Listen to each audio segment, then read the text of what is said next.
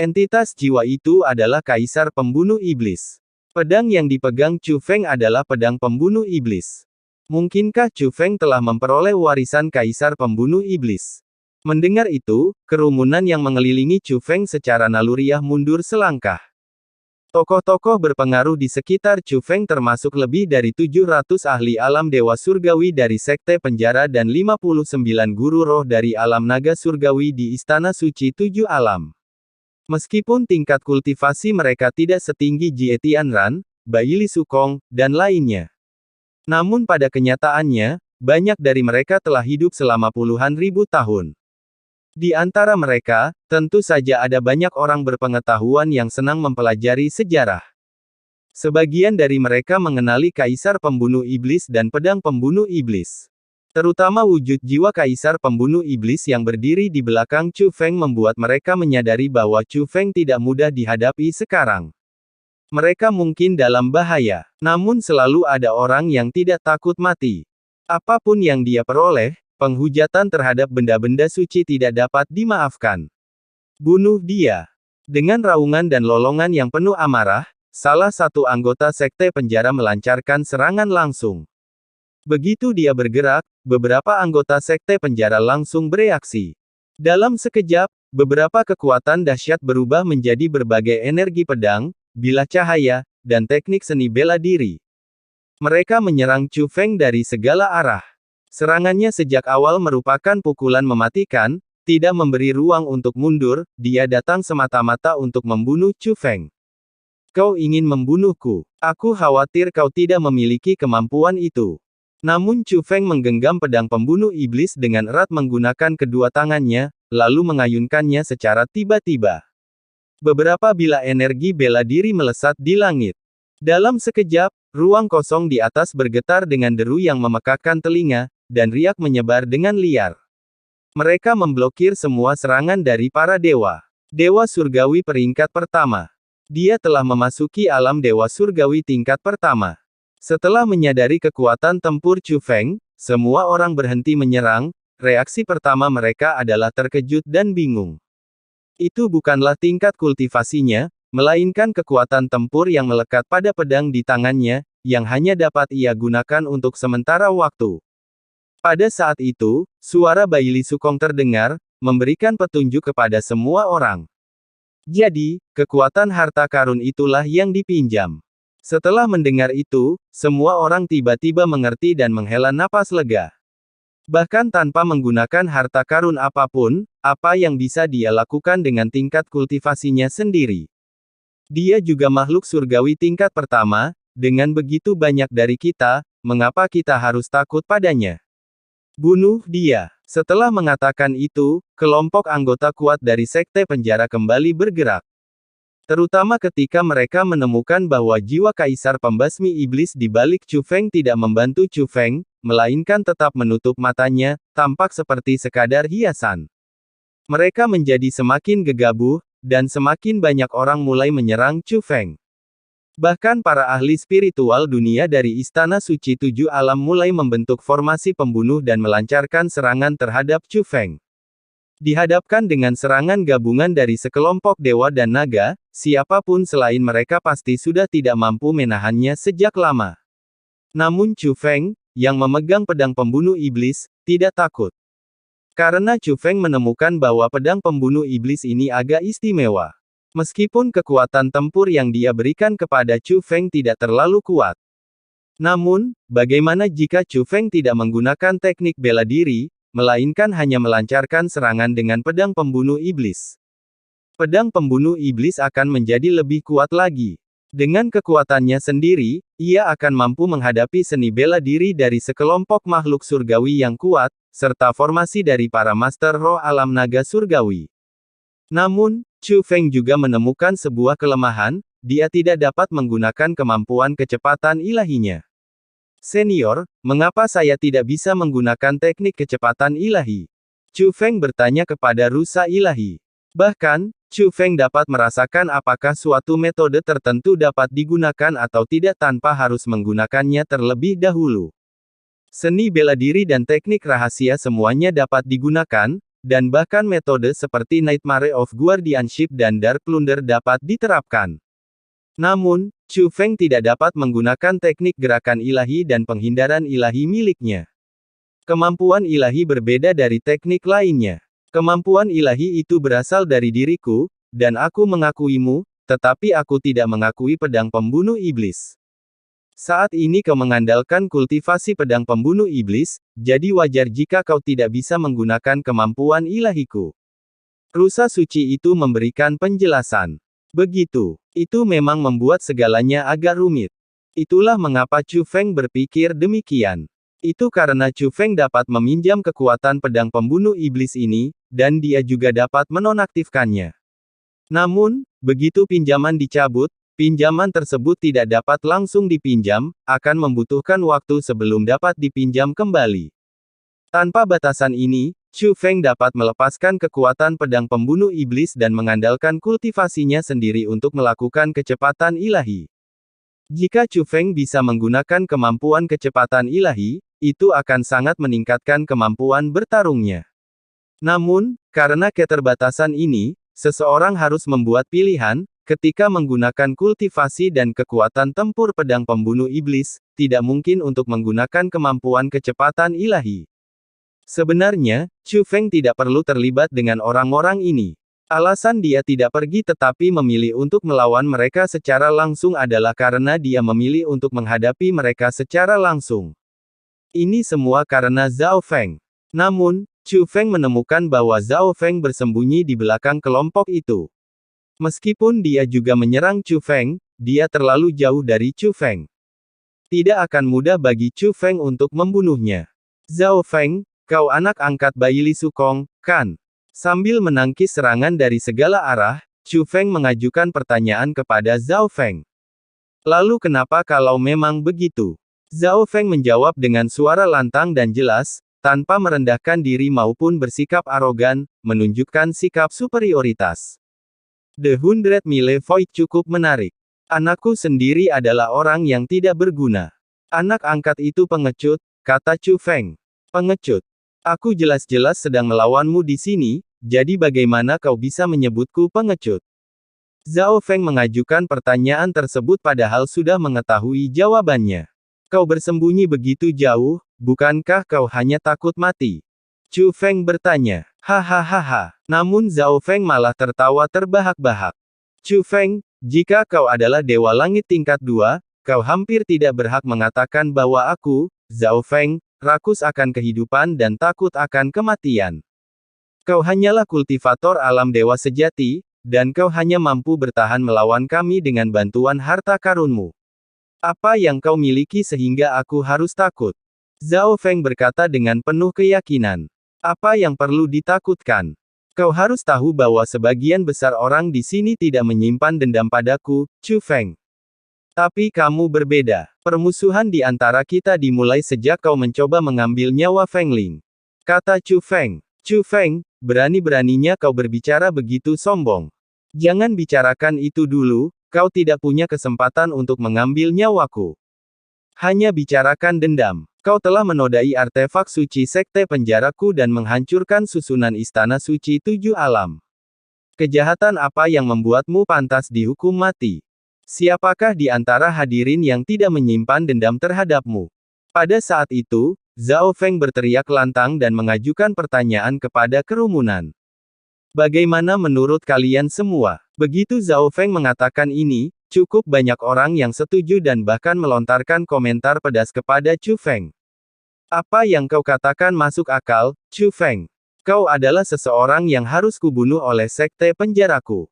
Jika kau ingin berhenti sekarang, aku bisa memohon kepada kepala penjara untuk mengampuni nyawamu dan membiarkanmu hanya dengan mayat utuh. Jika tidak, aku akan memastikan jiwamu tercerai-berai dan hancur. Mendengar kata-kata kasar mereka, Chu Feng merasa sangat tak berdaya dan hanya bisa menghela napas. Sekumpulan orang idiot. Chu Feng benar-benar tak berdaya. Zhao Feng jelas-jelas menggunakan mereka sebagai tameng, namun mereka tidak bisa melihat tipu daya yang begitu kentara. Namun setelah dipikirkan lagi, mungkin saja hal itu tidak mustahil untuk dilihat.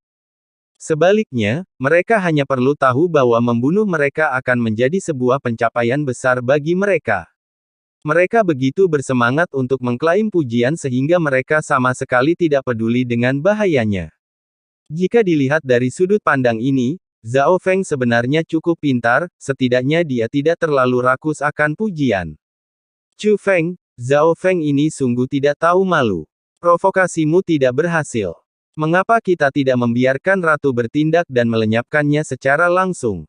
Saat Ek berbicara, ada sedikit nada mengejek, tetapi sebagian besar adalah kemarahan. Chu Feng tidak peduli dengan orang seperti Zhao Feng, tetapi dan tidak tahan. Dia tidak akan membiarkan siapapun bertindak sombong di depan Chu Feng. Ek, kita tidak bisa membunuh Zhao Feng secara langsung. Kita perlu mengekstrak garis keturunan lonceng angin sepenuhnya dari tubuhnya. Akan lebih baik jika dia masih hidup saat kita melakukan ini. Kata Chu Feng. Bab 6550. Chu Feng, bukankah wujud jiwa kaisar pembunuh iblis mengandung kekuatan tempur? Apakah dia benar-benar hanya akan berdiam diri dan tidak melakukan apapun untuk membantumu?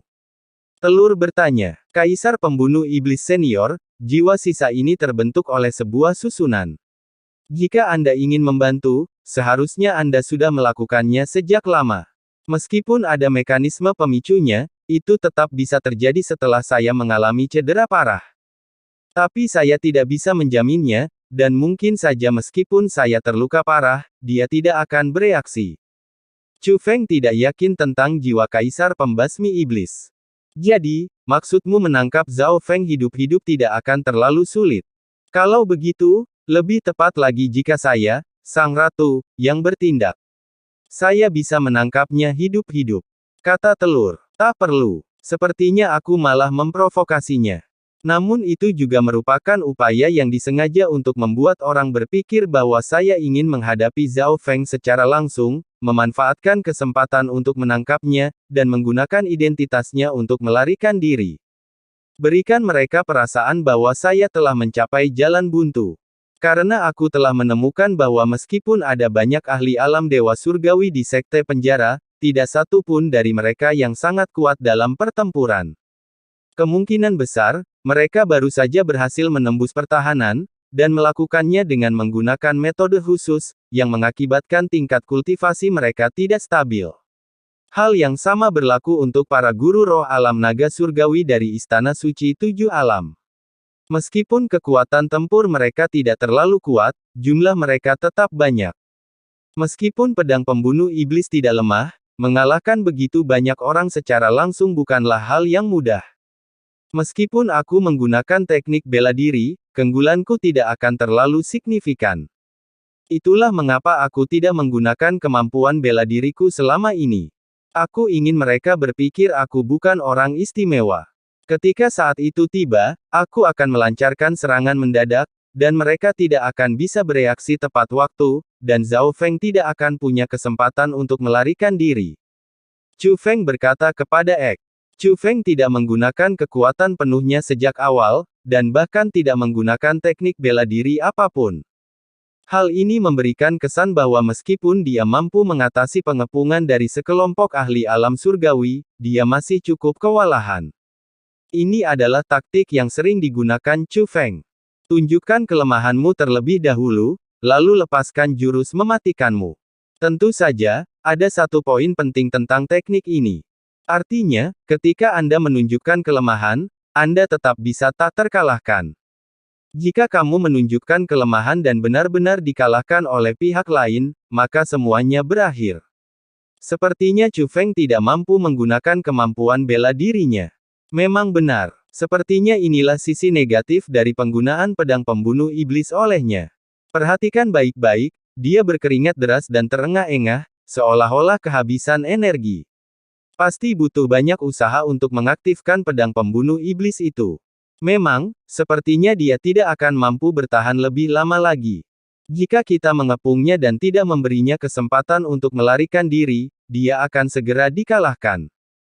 Baiklah, kalau begitu kali ini, kita akan membunuhnya di sini juga. Sementara itu, para anggota sekte penjara juga diam-diam bertukar pikiran dan menganalisis Chu Feng. Analisis mereka persis seperti yang ingin didengar Chu Feng. Chu Feng telah mengamati reaksi mereka, dan ketika dia menyadari bahwa mereka yakin akan kemenangan, dia mengerti bahwa mereka sudah pasti menang.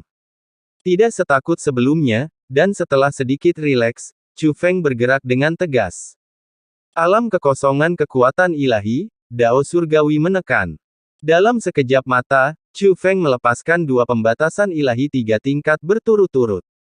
Kekuatan tempur kelompok tersebut sangat berkurang pada saat ini, karena kedua teknik bela diri ini memiliki efek yang sama, mengurangi kekuatan tempur lawan.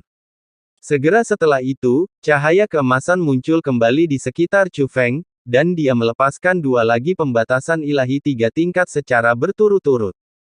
Ini masing-masing adalah perlindungan Dao Surgawi dari para dewa klan Ye dan teknik tubuh Dao Surgawi. Dao Surgawi melindungi tubuh, meningkatkan kekuatan tempur dan pertahanan, hukum tubuh Dao Surgawi meningkatkan kecepatan. Pada saat itu, Chu Feng menerjang ke arah Zhao Feng seperti hantu. Perubahan itu terjadi dalam sekejap, dan tidak seorang pun dapat bereaksi sama sekali.